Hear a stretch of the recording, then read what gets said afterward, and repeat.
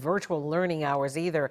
And as you can imagine, all of that screen time, it does have a negative impact on your kids' mental state. And here to talk more about keeping your kids' mind healthy is Dr. Michelle Cutler. She's an associate professor at the Chicago School of Professional Psychology. Thank you for coming in. This is a very important topic, and parents look at this and they say, yeah, we know, but he's quiet. The kid's doing their thing. They're not bothering me. But we have to think about that, because when we hear that kids are spending 6 hours a day looking at their phones and their iPads, I mean, that is a long time, and no wonder they're anxious, they're worried, they're depressed, they're sad.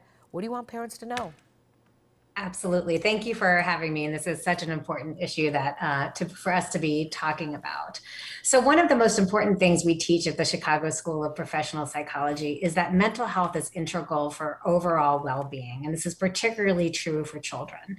So prioritizing their mental health is key, and parents do need to be aware of the potential harmful effects of social media and technology use. It's well known that social media use can contribute to things such as increased stress and anxiety and depression, low self-esteem and feelings of inadequacy, or challenges in interpersonal relationships or communication skills. And the thing with technology use, and particularly social media use, is it takes away from other crucial things that our kids need for healthy development, right? So we need to make sure that our children's time is balanced with other things that they need, things like creative play and healthy interactions, real life interactions with other children, spending time outside, exercise, reading, learning, and practicing the communication skills that they need with other kids and with members in their community.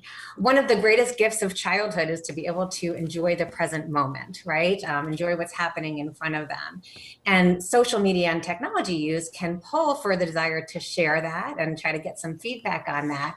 And we would hate for kids to lose the ability to enjoy what's happening in front of them because of social media use. Hey, Doc. So hey, let me just chime in here for a minute, because Sure. I hate to point the finger of blame, but at my house growing up, tough love was, very commonplace. These days, we talk more and more about the so-called concierge parent.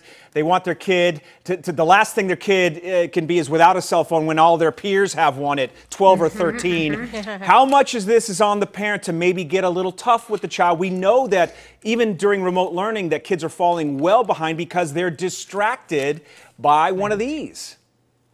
Right. And that's an important thing that you're raising. So at the Chicago School of Professional Psychology, we're always teaching our students that working with children involves working with the parents.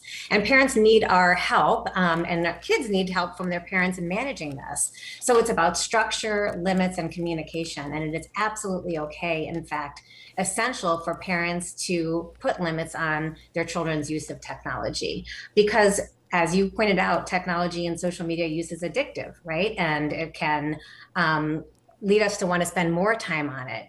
And it can actually decrease children's anxiety to know that their parents will put limits on the time that they spend online, and that they're going to be a part of their activity online as well. So it can help kids to know that their parents are going to ask to be a part of what they're posting, that parents are going to have communication with their children about how what they're putting online and the things that they're reading might make them feel, that their parents will talk with them. This is a great opportunity to explain to your children about why they're only going to have a certain amount of time online, because as a family, these are the things that we value, and we want to make sure that you're spending your time in accordance with the things that we think are important. Yeah. And it's a great opportunity to talk with your kids and hear from them about their experiences. And listening can go a long way to understanding what our children are struggling with, so then parents can help. It's so true. You really need to have those conversations and look people in the eye. I think that's a big problem for these kids these days. They're